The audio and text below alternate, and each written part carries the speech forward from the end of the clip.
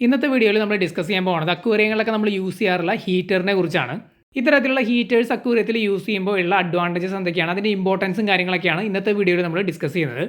അക്വേറിയങ്ങളിലൊക്കെ set ചെയ്യുന്ന ഹീറ്റേഴ്സിനെ കുറിച്ച് നിങ്ങൾ എല്ലാവരും കേട്ടിട്ടുണ്ടായിരിക്കും. അക്വേറിയം ഷോപ്പുകളിൽ നിന്നൊക്കെ ഇത് വാങ്ങാനായിട്ട് കിട്ടും.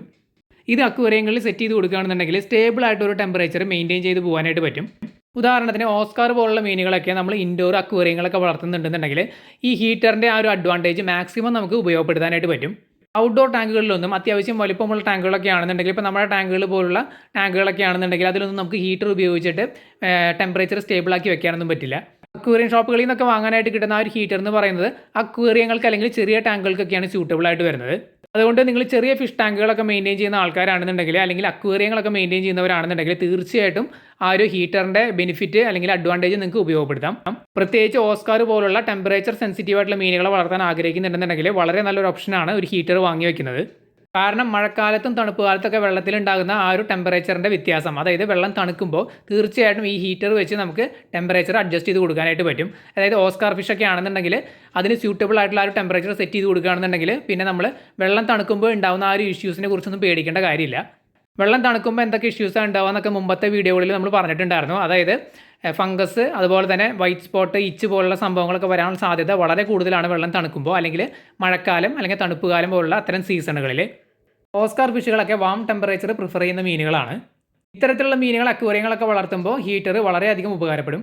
ഈ ടെമ്പറേച്ചർ ഫ്ലക്ച്വേഷൻ കൊണ്ട് ഇത്തരം മീനുകൾക്ക് ഉണ്ടാകുന്ന സ്ട്രെസ് കാര്യങ്ങളെല്ലാം ഇതുമൂലം ഒഴിവാക്കാനായിട്ട് പറ്റും. ഈ മീനുകളിൽ പ്രോപ്പറായിട്ടുള്ള ഡൈജഷൻ മെറ്റബോളിസം എല്ലാം ഇതുപോലെ നടക്കും. അതുപോലെ തന്നെ അവരുടെ ഇമ്മ്യൂണിറ്റി വർദ്ധിപ്പിക്കാനും ഇത് ഹെൽപ്പ് ചെയ്യാറുണ്ട്.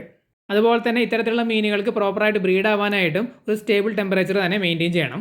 എന്തുകൊണ്ടാണ് ഞാൻ ഓസ്കാർ ഫിഷിനെ ചൂസ് ചെയ്ത് എക്സാമ്പിളായിട്ട് യൂസ് ചെയ്യുന്നതെന്ന് വെച്ച് കഴിഞ്ഞാൽ, കുറേ ആൾക്കാർ വാങ്ങി വളർത്തുന്ന ഒരു മീനാണ് ഈ ഓസ്കാർ ഫിഷ്. മാത്രമല്ല ഈ ഒരു ടെമ്പറേച്ചർ ഫ്ലക്ച്വേഷൻ സീരിയസ് ആയിട്ട് ബാധിക്കുന്ന ഒരു മീനും കൂടിയാണ്.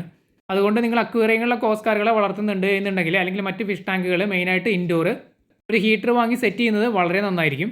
ഹീറ്ററൊക്കെ സെറ്റ് ചെയ്യുമ്പോൾ നമ്മൾ ശ്രദ്ധിക്കേണ്ട ഒരു കാര്യം എന്താണെന്ന് വെച്ച് കഴിഞ്ഞാൽ, നമ്മൾ പലതരത്തിലുള്ള മീനുകളൊക്കെ ആഡ് ചെയ്യുമ്പോൾ എല്ലാ മീനുകൾക്കും ആ ഒരു ടെമ്പറേച്ചർ സ്യൂട്ടബിൾ ആണോ എന്നുള്ളത് കൂടി ചെക്ക് ചെയ്യണം. വാം ടെമ്പറേച്ചർ പ്രിഫർ ചെയ്യുന്ന മീനുകളും ഉണ്ട്, കോൾഡ് ടെമ്പറേച്ചർ പ്രിഫർ ചെയ്യുന്ന മീനുകളും ഉണ്ട്. അതുകൊണ്ട് ആ ഒരു അക്വേറിയത്തിലേക്ക് നമ്മൾ ആഡ് ചെയ്യുന്നത് ആ ഒരു പർട്ടിക്കുലർ ടെമ്പറേച്ചറിന് സ്യൂട്ടബിൾ ആയിട്ടുള്ള മീനുകളെ ആയിരിക്കണം. ഇപ്പോൾ ഓസ്കാറുകളെ മാത്രം ഇടുന്ന ഒരു അക്വേറിയം ആണെന്നുണ്ടെങ്കിൽ നമുക്ക് വേറെ പ്രശ്നങ്ങളോ കാര്യങ്ങളോ ഒന്നുമില്ല. കറക്റ്റ് അതിന് വേണ്ട ടെമ്പറേച്ചർ അങ്ങ് സെറ്റ് ചെയ്ത് കൊടുത്താൽ മതി. അല്ലാന്നുണ്ടെങ്കിൽ നമ്മൾ തീർച്ചയായിട്ടും ശ്രദ്ധിക്കണം മീനുകളെ ചൂസ് ചെയ്യുമ്പോൾ. പിന്നെ ഹീറ്റർ ചൂസ് ചെയ്യുമ്പോൾ നമ്മുടെ ടാങ്ക് സൈസിനനുസരിച്ച് വേണം ചൂസ് ചെയ്യാനായിട്ട്.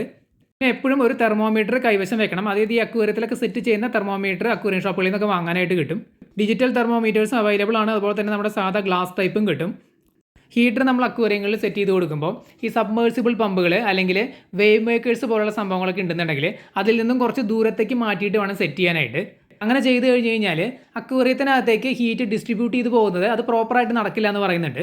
പിന്നെ നമ്മൾ റെഗുലറായിട്ട് ചെക്ക് ചെയ്യേണ്ട ഒരു സംഭവം എന്ന് പറയുന്നത് ഈ ഒരു ഹീറ്റർ പ്രോപ്പറായിട്ട് വർക്ക് ചെയ്യുന്നുണ്ടോ എന്നുള്ളതാണ്.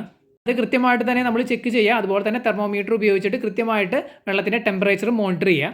നമ്മൾ കൃത്യമായിട്ടൊരു ടെമ്പറേച്ചർ ഹീറ്ററിൽ സെറ്റ് ചെയ്ത് കൊടുത്തിട്ടുണ്ടെങ്കിൽ അത് തന്നെയായിരിക്കും തെർമോമീറ്ററിലും കാണിക്കുന്നത്. അതിലെന്തെങ്കിലും വ്യത്യാസം വരികയാണെന്നുണ്ടെങ്കിൽ തീർച്ചയായിട്ടും നമുക്ക് മനസ്സിലാക്കാം ഹീറ്റർ പ്രോപ്പറായിട്ട് വർക്ക് ചെയ്യുന്നില്ല എന്നുള്ളത്.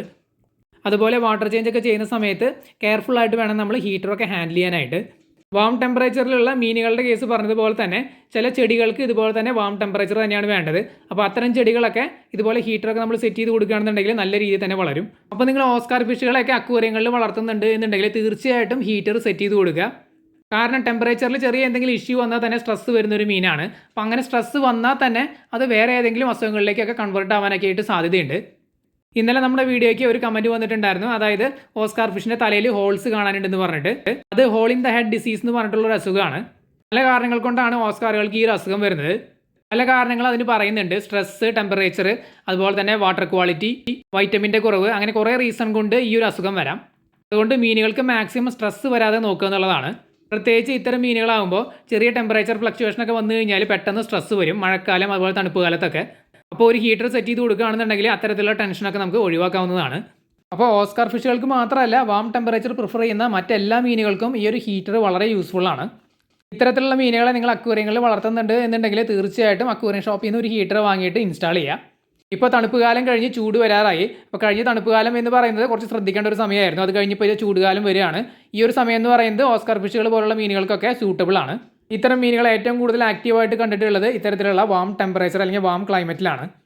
വെള്ളം തണുക്കും തോറും അവരത്ര ആക്റ്റീവ് ആയിരിക്കില്ല. അതുപോലെ തന്നെ അവരുടെ ഡൈജഷൻ മെറ്റബോളിസം എല്ലാം സ്ലോ ആയിരിക്കും, ഗ്രോത്തും സ്ലോ ആയിരിക്കും.